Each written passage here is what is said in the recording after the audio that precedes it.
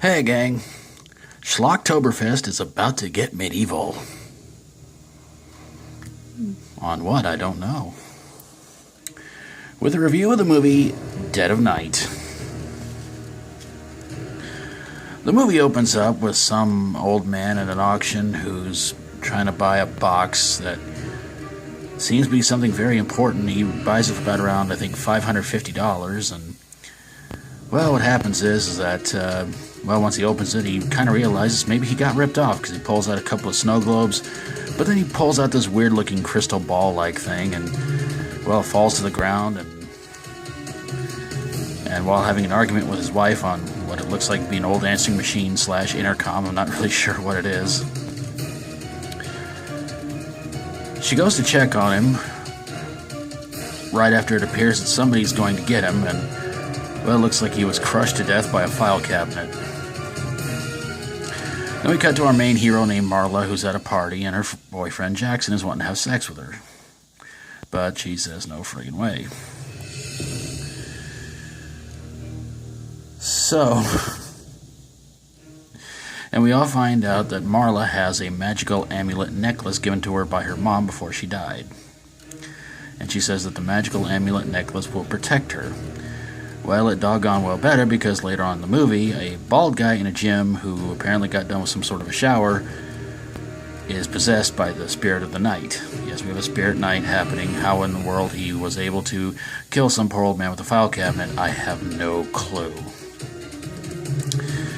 So the naked bald guy shows up at a party run by Truman, who likes what he sees, and Truman winds up getting off-screen to death. There's a lot of off-screen kills in this movie. So, the bald guy, whose name I don't know if they ever revealed it in the movie, he winds up getting this little knight outfit. It's like old knight's clothing.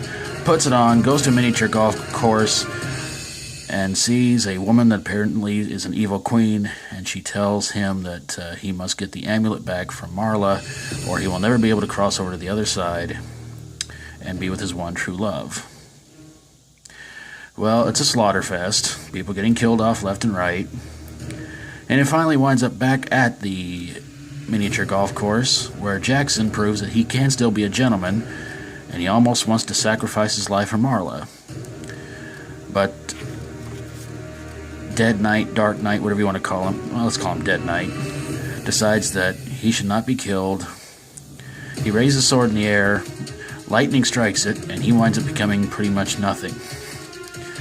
And the evil queen in the pond, I guess, it was right by a windmill. I don't know.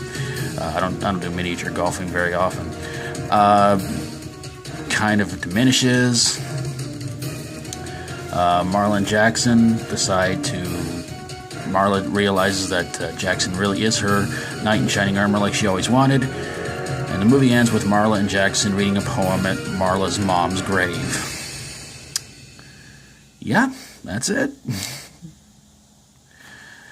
So why did this movie suck? A lot of it had to do with a lot of off-screen kills. When we finally get to the death scene of Walker, we finally get at least some on-screen gore. But was it great? Not really. His arms get cut off, and there's a lot of stuff wrong with this movie. The acting is not spectacular, it's not great, but there are some likable characters in the movie, which is a nice sudden change. But again, the off-screen kills were too numerous and got really, really annoying. I'm not sure why they did it. Don't know what kind of a budget they were working on with this movie, but we finally do see our first on-screen kill. It's kind of dumb.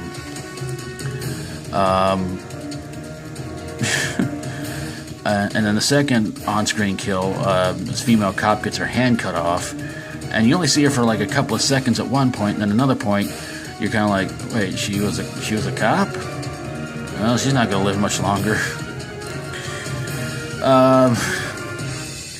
But this movie is not great. Probably my favorite part of the movie is where the old man who bought the crate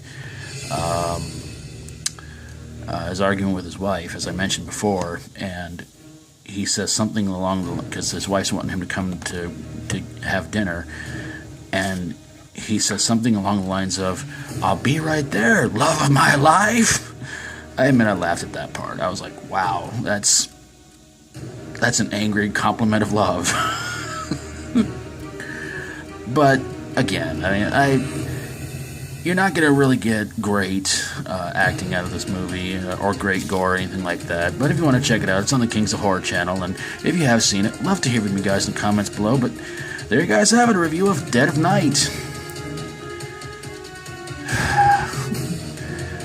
I swear, I want to be done with these bad pun horror movie titles, but I know there's more out there. If you like my videos, feel free to subscribe. If you got a horror, sci-fi horror, comedy horror, fantasy horror movie that had a sharp edge but not sharp on anything else, send it my way and I'll get on it ASAP. Thank you guys so very, very much for watching, and I'll see you tomorrow for more Schlocktoberfest. And until then, as always, stay strong and rock on.